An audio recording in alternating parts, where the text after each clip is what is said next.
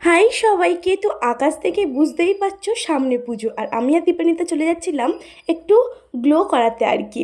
তো যাই হোক, খুব সুন্দর নেলস করে দিয়েছিল রিশাদি। তো রিশাদির কাছ থেকে আগের দিন আমরা নেলস করে এসেছি, আর নেলসটা আমাদের খুব পছন্দ হয়েছে। Thank you ঋষাদি।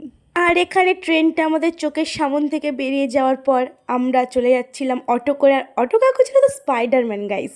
তো সামনেই চারজনকে নিয়ে নিয়েছে, নিজে কোথায় বসবে সেটা ঠিক নেই। আর দীপানি থেকে বলছিল আমরা ভাই উড়ে যাব আজকে। তো আমরা উড়ে যেতে যেতে লক্ষ্মীকান্তপুর চলে এসেছি।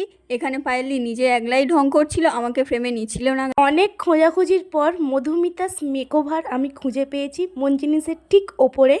অবশেষে খুঁজে পেয়েছি, আর এখানে শ্রীপোর্ট দিয়ে উঠছিলাম। আরে আমি এখানে তো হাঁটতে হাঁটতে হাঁপিয়ে গেছি গাইস।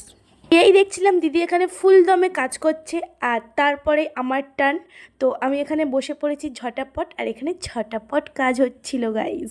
ও পায়েলি, তোমার মুখে লাল নীল লাইট কি গো?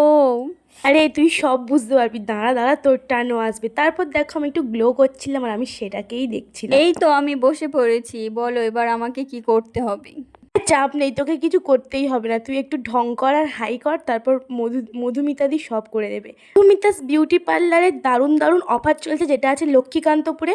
তোমরা ঝটপট ভিজিট করো পুজোর আগে। এই স্ক্রিনে নাম্বার দিয়ে দেবো, তোমরা দিদির সাথে কন্ট্যাক্ট করে নিও। দেখো আমরা কি সুন্দর গ্লো করছি। তারপর আমরা দিদিকে টাটা বাই বাই করে চলে আসছিলাম বাড়িতে। আর এখানে দীপানিতার ভীষণ খিদে পেয়ে গেছিলো, তাই ওকে নিয়ে চলে গেছিলাম খাওয়াতে। তাহলে এবার বাড়ি যেতে হবে। বাড়ি যাবো বললে আমরা লক্ষ্মীকান্তপুর স্টেশনে চলে এসেছিলাম। আর স্টেশনে এসে অবশ্যই তো ঢং করবো, বিকজ আমরা ঢঙের শরীর। কি গো, আমরা কি কলকাতায় চলে এলাম? রাস্তায় এত জ্যাম কেন? পুজো আসছে তাই হয়তো রাস্তায় এত জ্যাম। তো আসতে হবে এটুকু, আবার কোনো মিনি ব্লগে দেখা হবে।